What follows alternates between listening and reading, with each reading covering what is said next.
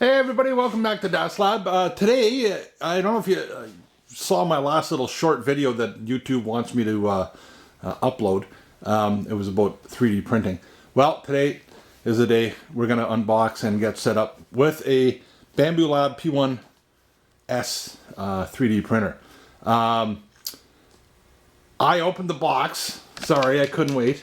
I took a bunch of stuff out of filaments and stuff like that I got, and I found this cart on the side of the road, which was kind of nice because I was wondering, like, where am I going to put it? I'm going to do a little shop tour video one of these days, but I found this cart on the side of the road and I thought that might be just perfect. So anyways, I'm not going to show you the actual unboxing, but one of the things that I wanted to show is that when you go to take this out of the box, it's kind of neat. They actually want you to use the plastic bags as handles. There's little stickers here that say, hey, when you go to lift this out, keep it on the floor and pull it out using the plastic bag. So that's kind of neat. I don't know if you saw that or not, but okay. So I'm gonna pull it out and I'm gonna get it up on that stand, and then we'll take it from there. Okay, so it really came out pretty easy.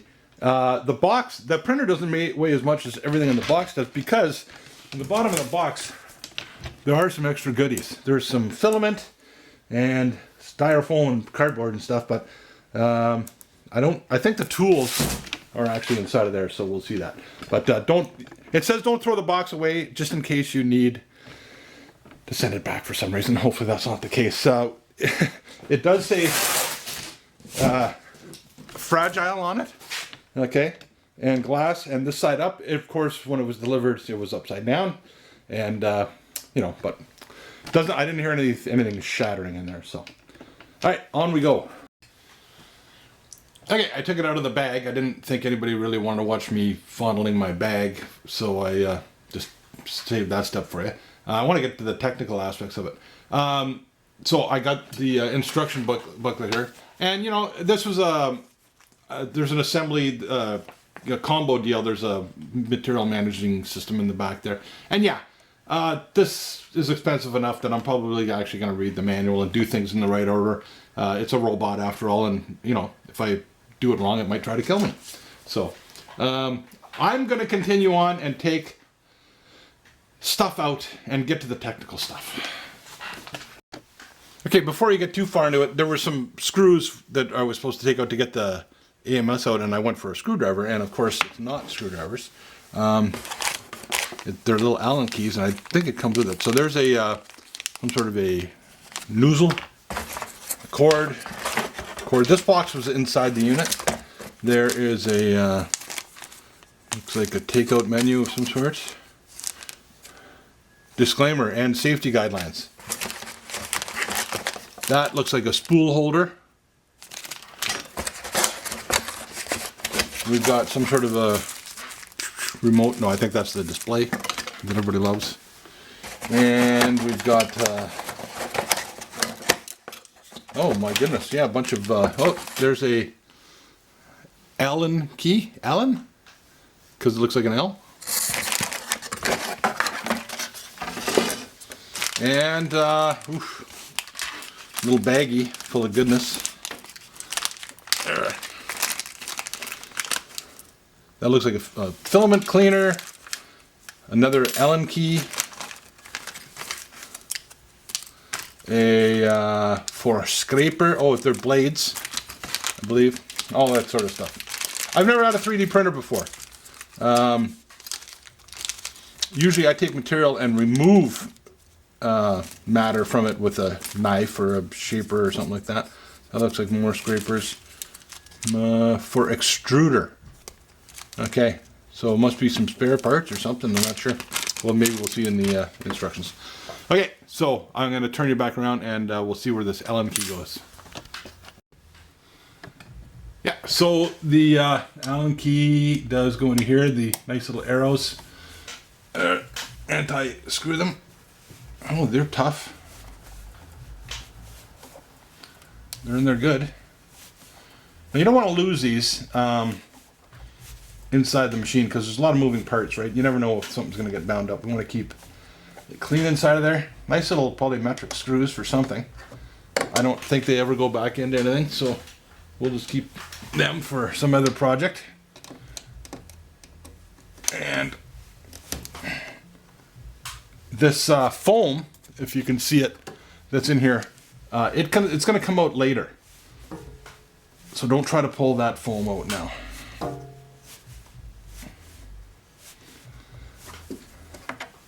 I'm just thinking about this being in the DAS lab. I think I might make a cloth cover for it or something to help keep it clean when I'm not using it. Okay, so now that those two are undone, I think I should be able to anti-install this extruder. Let's put that off to the side. Somewhere safe.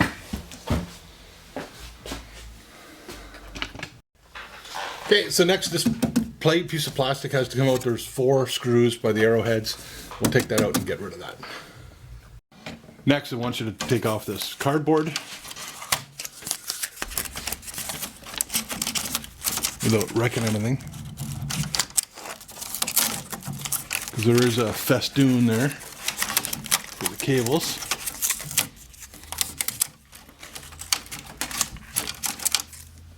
Okay. Okay, so that was basically it for the printer itself. Then it had us going into the AMS, but I purchased, when I bought this big bundle, I purchased these anti-vibration feet, and it gave me, there's 8 of them. So before I put anything on top of this, I'm gonna lay this on the side and see about installing these feet.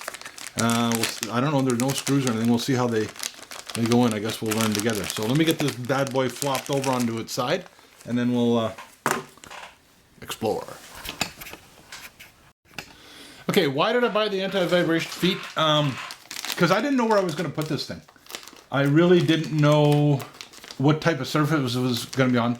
Secondly, I really don't know anything about 3D printing. I don't know if vibration is bad, good, or what. So I don't know what they were, $10 or something like that. So I thought, well, maybe it's something I want to do. This is on wheels. This whole cart's on wheels, so maybe it's the type of thing where, you know, if I'm rolling it around or something, I don't know. So these don't look like they're gonna just sit in there like that. I really don't know what's going on here with these anti-vibration feet. If I gotta pull this out, I might need some sort of a device. Okay. You can see where I am. Yeah, you can see that.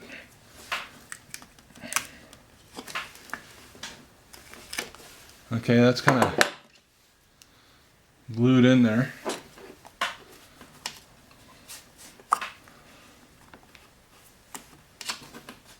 These are rubber. I mean, huh?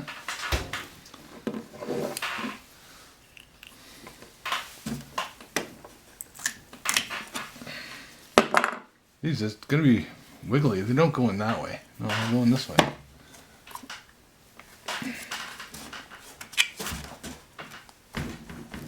Okay, well, we'll see, right? We're on the path of discovery.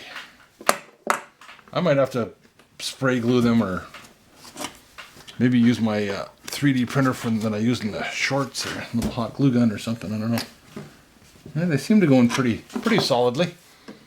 I'm curious as to how stable this is going to be afterwards, but because they are pretty wiggly. And I guess that's probably part of the anti-vibration nature of them. All right, well, since you're there, you can watch as I anti-tilt this over. I gotta lift and put it straight down.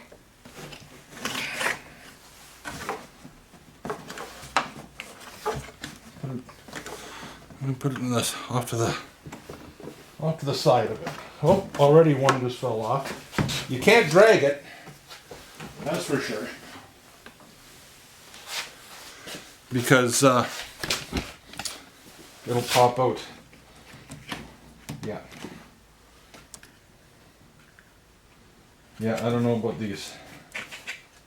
I think they need to be glued in somehow. Okay, well, doesn't seem too bad. It does seem to be offering some sort of shock resistance. So one of the reasons why I wanted to do that first is that the glass lid on here is not held on by anything other than small g, right? Gravity. And if I was to tilt it over, I would have smashed that glass lid. So anytime you're moving this, make sure the glass lid is off because it's not secured by anything. All right. Now we're going to get the AMS set up. Okay, the next set of instructions has us taking this tube and inserting it in here, and then it kind of clicked, and it seems to be good in there. You can hear my chair squeaking, eh? Isn't that nice? We've got a couple of cables over here. There's a little 4-pronger, okay, and it's going to click in underneath here.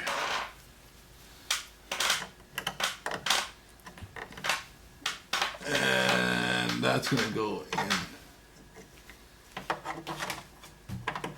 in there.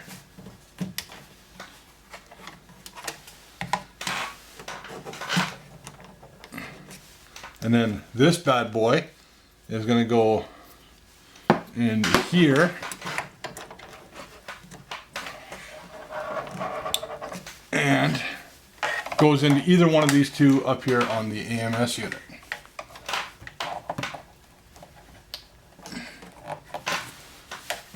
Okay, that's that. All right, I said we were pretty well done with the printer setup, and that was the anti-truth, because there are 3 more screws that are holding this hotbed down, and we got to take them out. So I will undo these 3 screws. How do I know where they are? Because they got a big frickin' orange arrow pointing to them. There's one here, there's one at the back, way over there, and there's one over there. I'll take those screws out. Okay, so the back screw here, I dropped it. It's inside there somewhere. And I have a feeling that it's stainless, and that the only way I'm going to get it out is by taking this whole thing and flipping it upside down. Don't forget to take off the glass top. I'll let you know how it goes.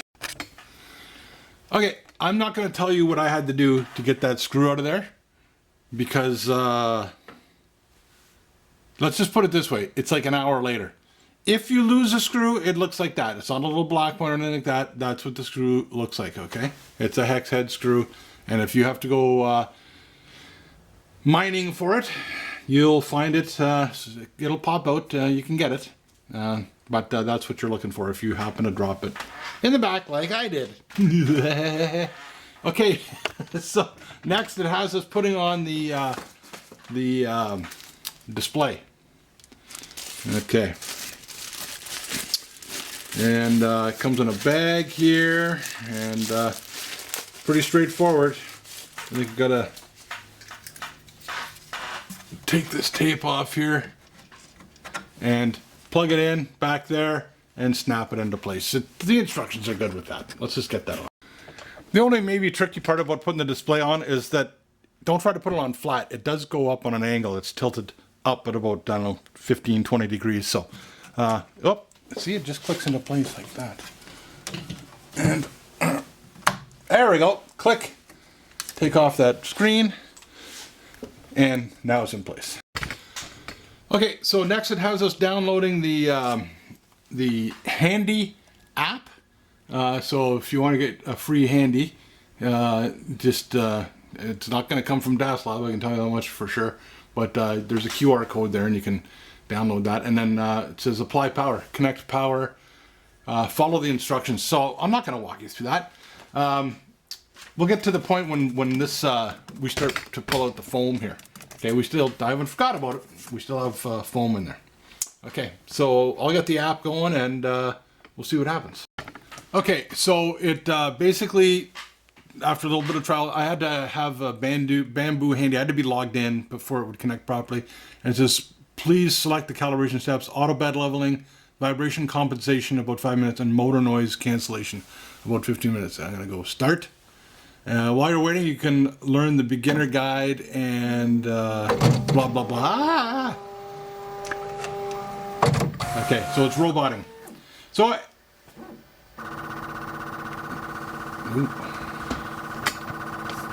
normal. It said in the book, don't take this out until it's done the whatever it's doing. Pretty sure I could take it out now, and I don't think the